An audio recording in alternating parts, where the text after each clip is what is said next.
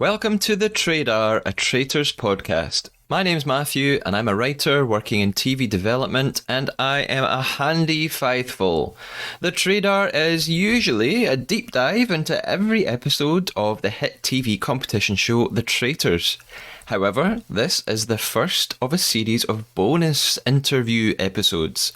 As I mentioned in the episode 7 edition of the podcast, from here on in, I'll be following up every episode with an interview featuring either the murdered or banished contestant, sometimes both, from all remaining episodes of The Traitors Australia. So if you've just listened to episode 7 of the podcast, you'll have a pretty good idea of which contestant I am about to speak to. Let's go ahead and meet him.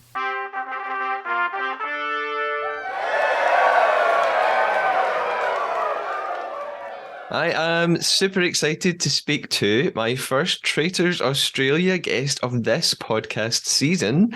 And what a guest to begin with, because this is a player who has featured heavily in the podcast chat up until now and who played a big part in the show. I'm joined by number one estate agent, self-professed Italian stallion, Teresa Hunter, Matt Micallef. Matt, how you doing? Very well, mate. Pleasure to be on the show, and thank you for having me. Oh, fantastic. Good to talk to you. Now, Matt, you made it to episode 7 of the show before being brutally banished. Does it still hurt? Have you gotten over it? No, mate, to be honest with you, I was ready to go at that point. I'd woken up and just said, I'm going to go for big risks here. Big risk, big reward.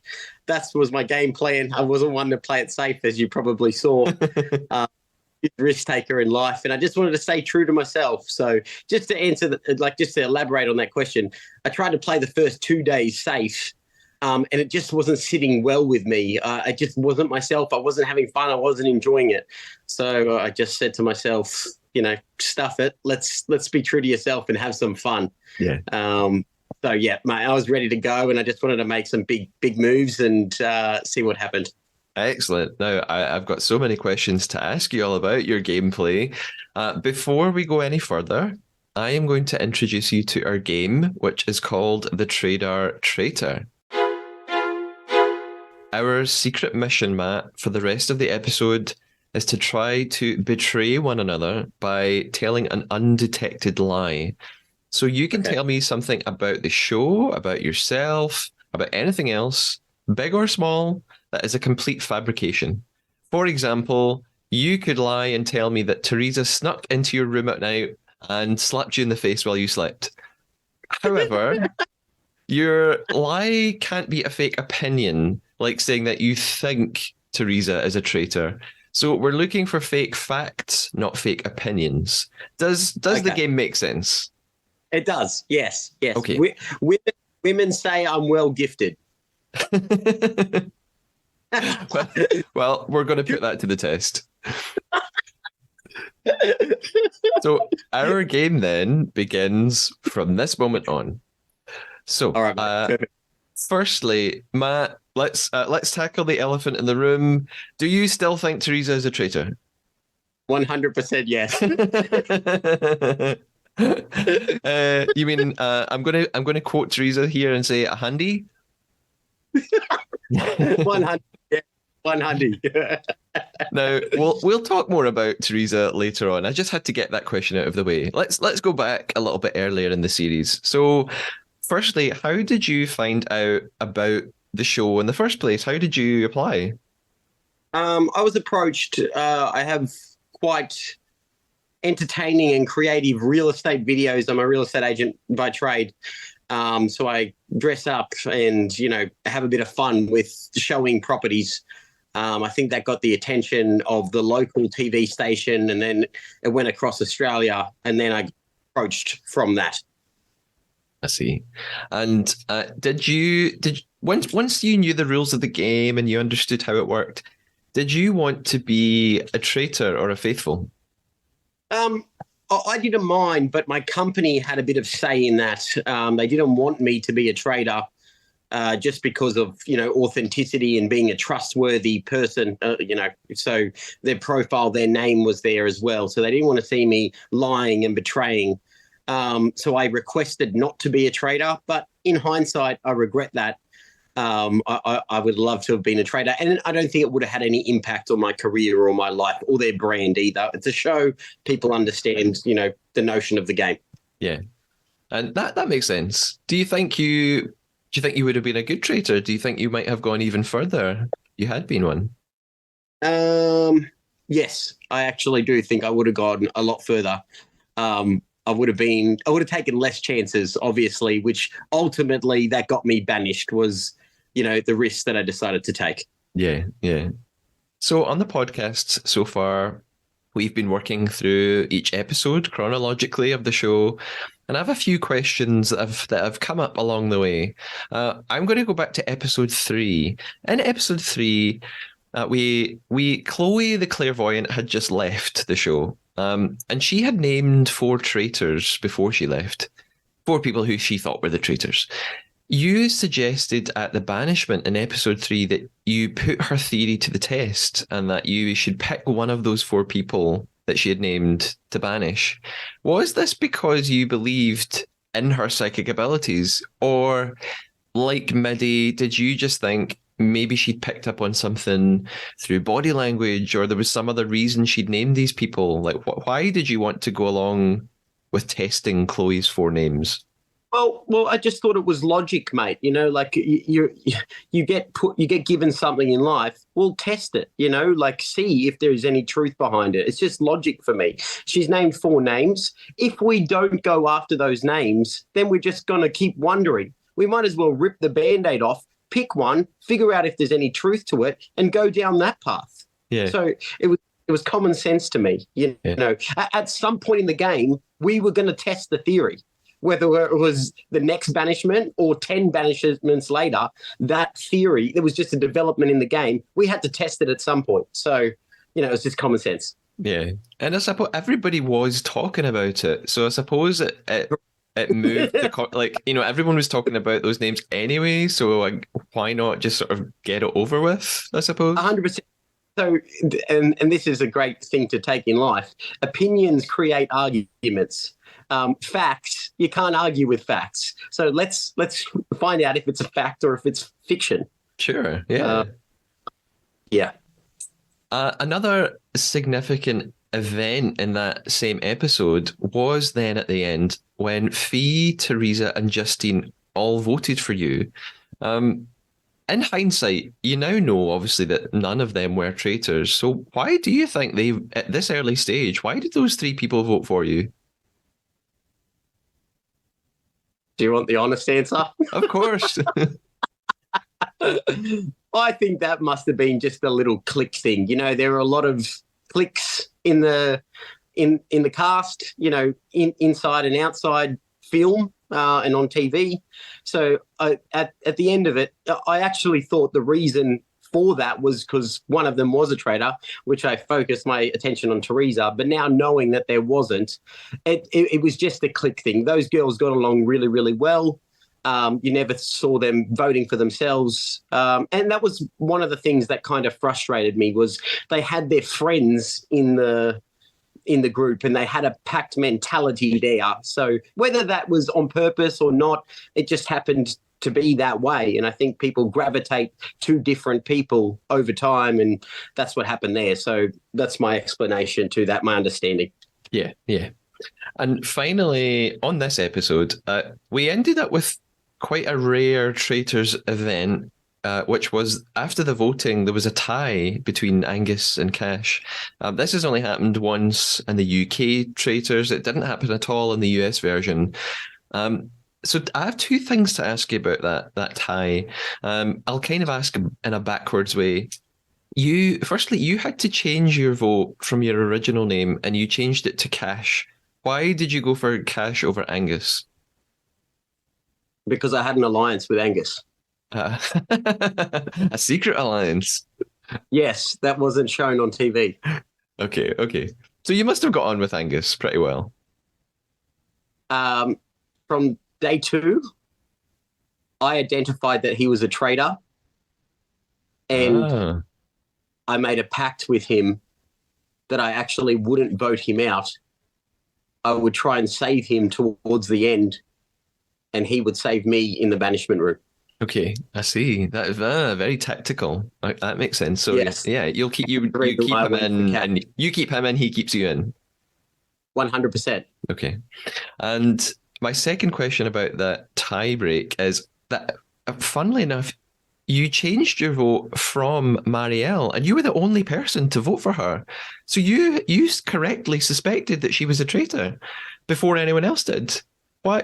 Yeah. What made you think So Marielle was a traitor? I knew she was a traitor on day 3. So I'd picked Angus on day 2, but I never put spotlight to Angus because I wanted to play the game differently.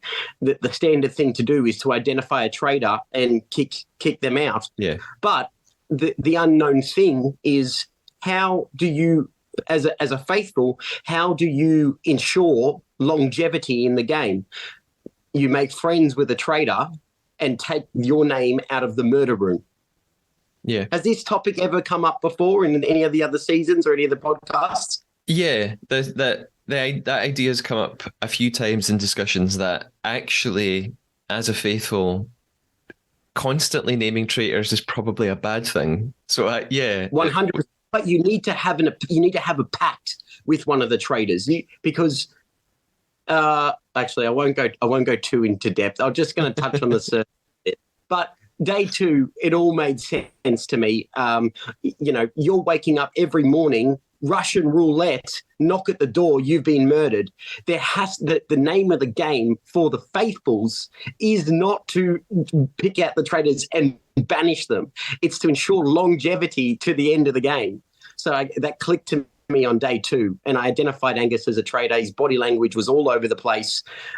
So this is none of this was shown on TV, which I was quite disappointed about. But yes, I asked Angus point blank, and he could not confirm or deny, which then told me which was affirmed. And yeah, I had made an alliance with Angus that I would try and steer direction away from him, and he would in turn keep me safe. So I knew every morning waking up, I was safe. But providing Angus stayed true to his word, I was safe until Angus was in the game. yeah. Hence why I had a hard on for Teresa. But then from there, to answer your question, I knew Marielle was a traitor as well, and we can go into that later in the podcast, or if you want me to explain that now, I can as well. Yeah, go tell us now. Why Marielle? So once I identified Angus, then another strategy of mine was to keep him in the game and look for who he's hanging around, look who's talking to him, conversating with him, the body language, the clicks, etc., etc. As I said, clicks were in the game. I immediately identified Marielle was, on a different wavelength with Angus. So, yes, I actually confronted Marielle later in the game, and this was after Angus was banished, and I tried to make the same alliance with her. Much to her credit, she didn't take the bait. And yeah, so very, very well played, Marielle, and yeah, still to this day, I credit that tenacity. yeah, and I mean, I kind of wish. I wish you'd stuck with Marielle and continued to vote for her, but your focus shifted. You shifted to sort of this clique, as you call it, of Teresa, Fee, and Justine. Yes. Were you focusing on them because you were, is it an ego thing? You were hurt that they'd voted for you, or was it all based around the sort of Olivia thing, or was it because the three of them were acting in sync with one another? What was it about them that drew your attention? I just was under the notion that a traitor would try and hunt in packs. Yeah. A traitor would try and recruit other people to be their voice piece.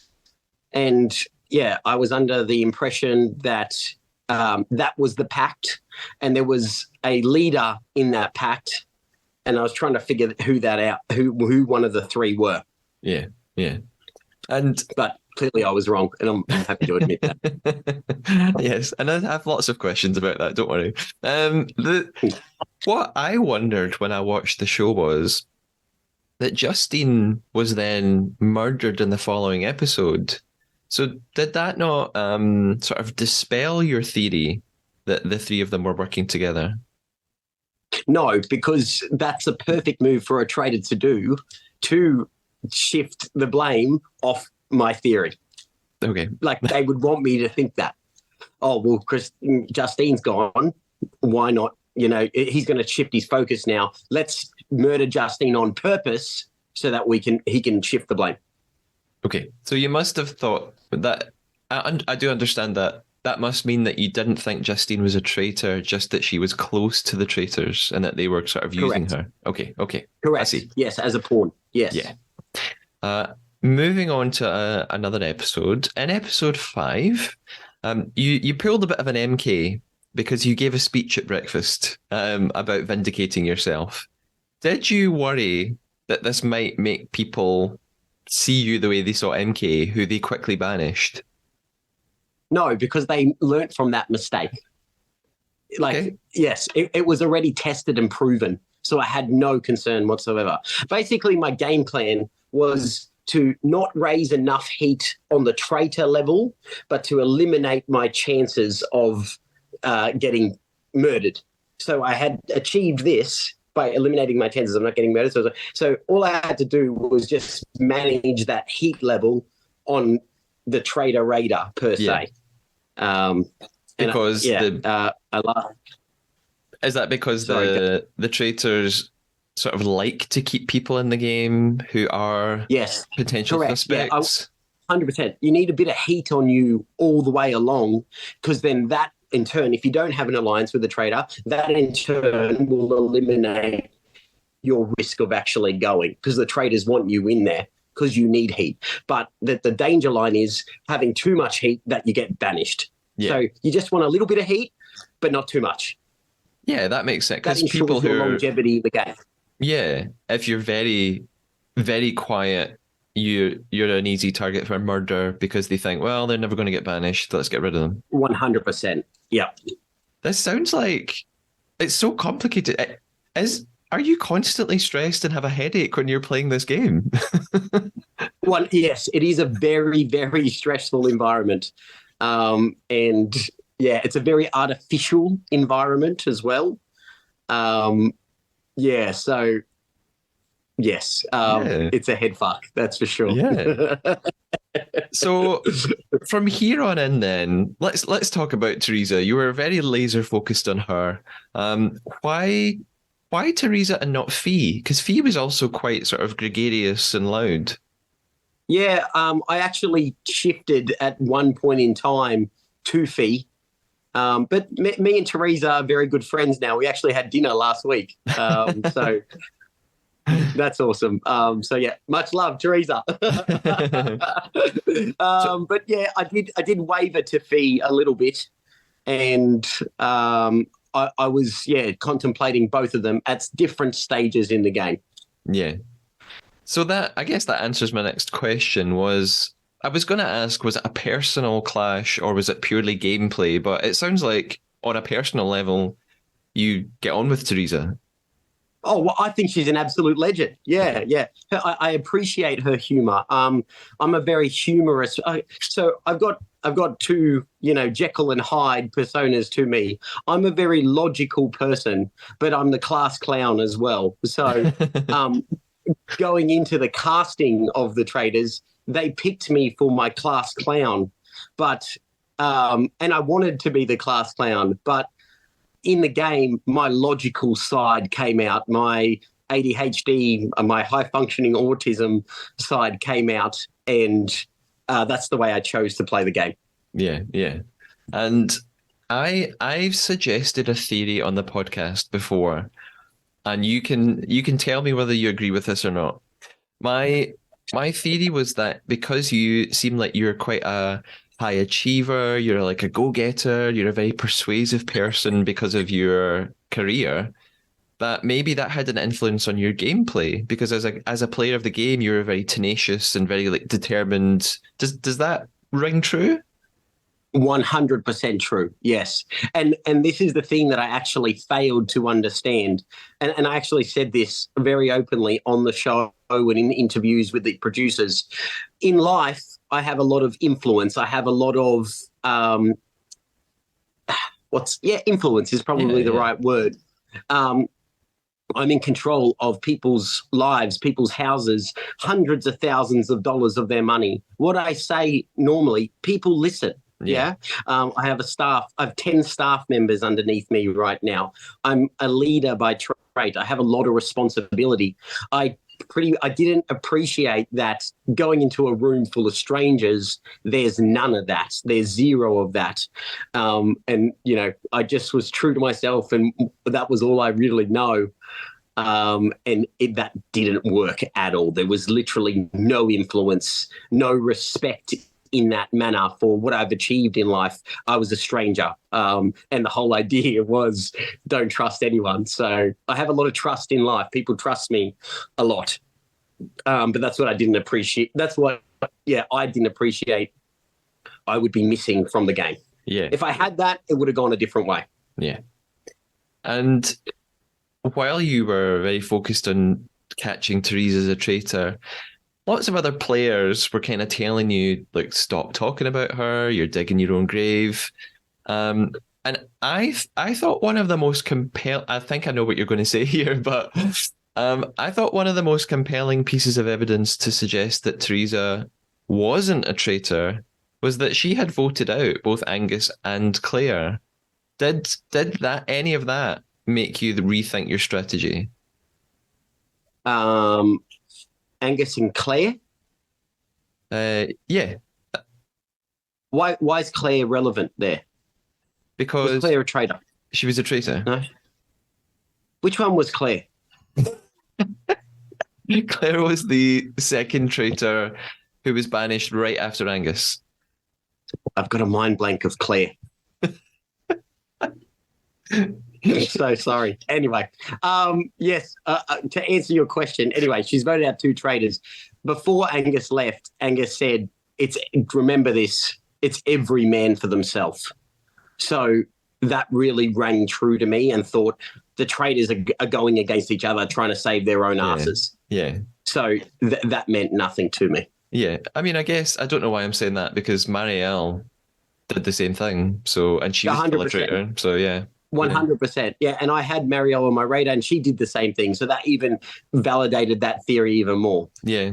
Yeah, sure. And mate, if I can just share this with you, just with that whole influence piece and that trust piece, I confronted 2 other contestants with Angus in the car and exposed everything.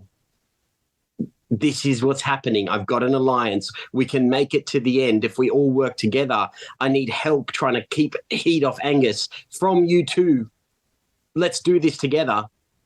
Simple, logical, common sense ensures us 4 at the end. And both of them chose to play differently. Yeah. Didn't work. Didn't work. Cool. So that just baffled me. But anyway. Well, maybe that's because they thought you were a traitor and you were trying to trick them. No, definitely not. They 100% genuinely knew. Oh, well, my understanding, genuinely knew that it was all the truth, and Angus was sitting in the car with me, playing by the rules, but not denying any of it. Yeah, yeah. So that was the hardest piece. Yeah, and I suppose that this effectively led to your downfall. Like, from the way it comes across on what we see, it seems like your focus on Teresa is what ended up getting you banished. And various players kind of admitted they didn't really think you were a traitor, but they were voting for you because they didn't want to listen to theories about Teresa anymore. So when you went into the banishment room on episode 7, did you see it coming? Did you kind of know this was the end? No, I didn't, because that night the general consensus, Dirk was going. So pre-banishment and in the hustle, the word on the street, the name that was just getting thrown was Dirk. Yeah. But it was a tipping point in the season where, if you look at the numbers, if the Traitors got Dirk out and he was a faithful, they were all the way home because they had majority vote. Mm-hmm. Yes. So that's why I decided to go hard that night. If I had shut my mouth, I would have been there the next week. But it was a numbers game. And if you were a traitor, that's what you're playing. You're playing numbers. It's 6 versus 5, 4 versus 3, 7 versus 6. You're playing numbers. And that night was a pivotal numbers point there. If another faithful went, the Traitors had the momentum. Yeah. And I'll ask you, I've asked several people this, but I'm going to ask you because it seems quite relevant.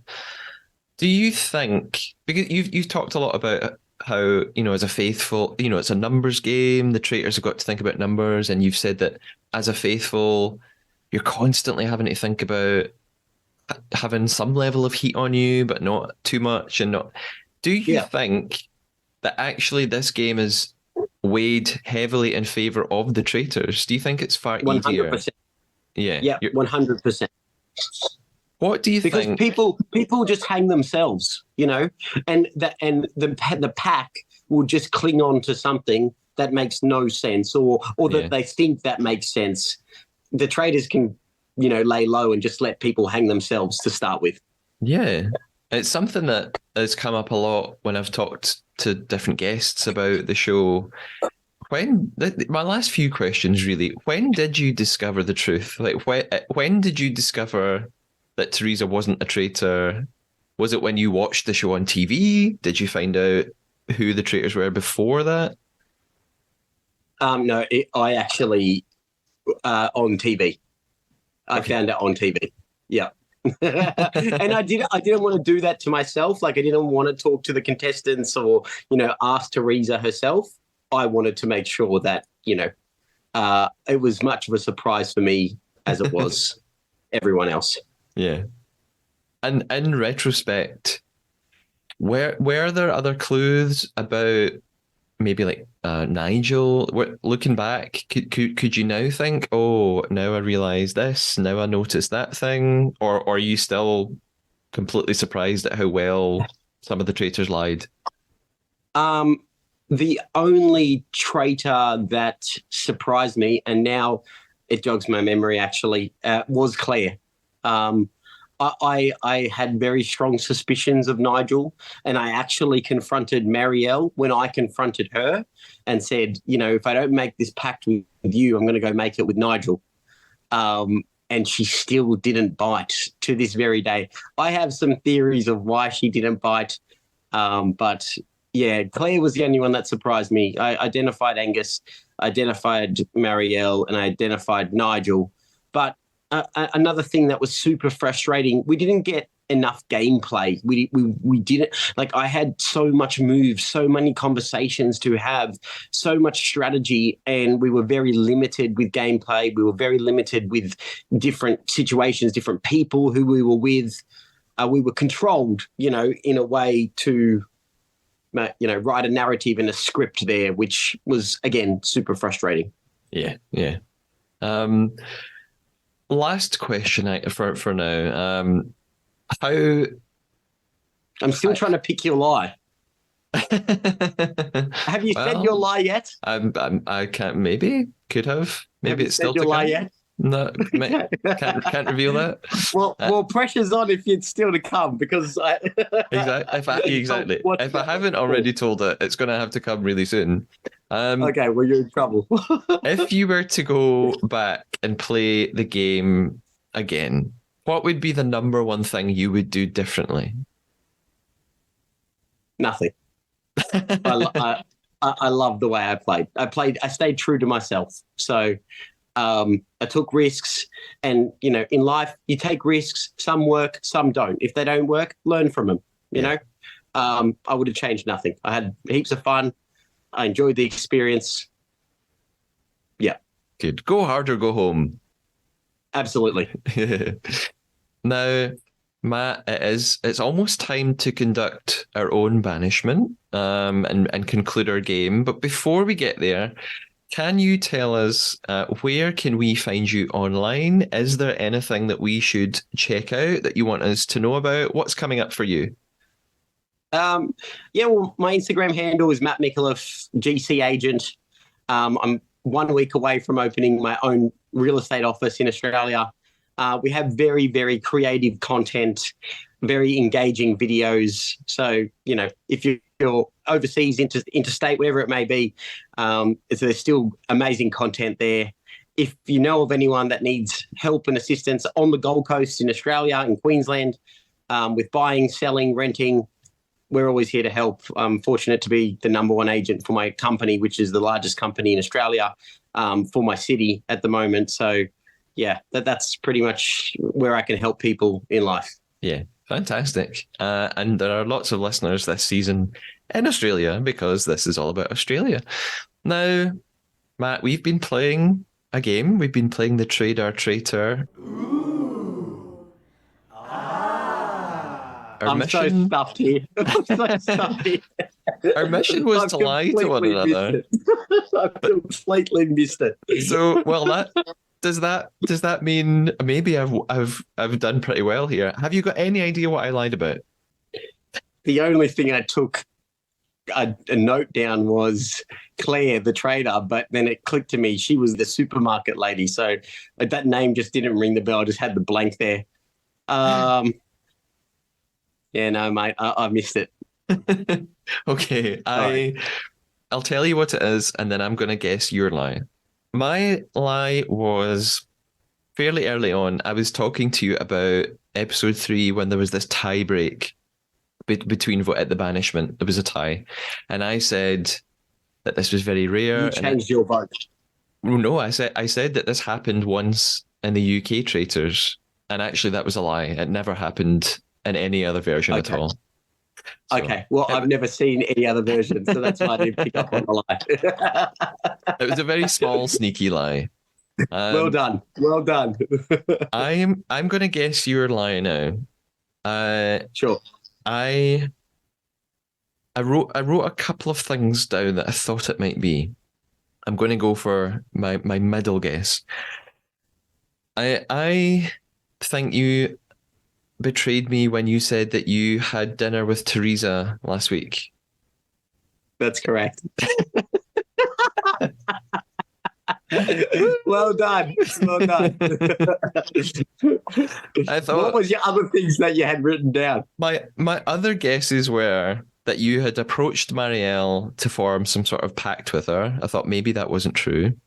Yes. And then I wondered if you were pretending when you said you couldn't remember who Claire was. I thought you were pretending. Right. Okay. Yeah.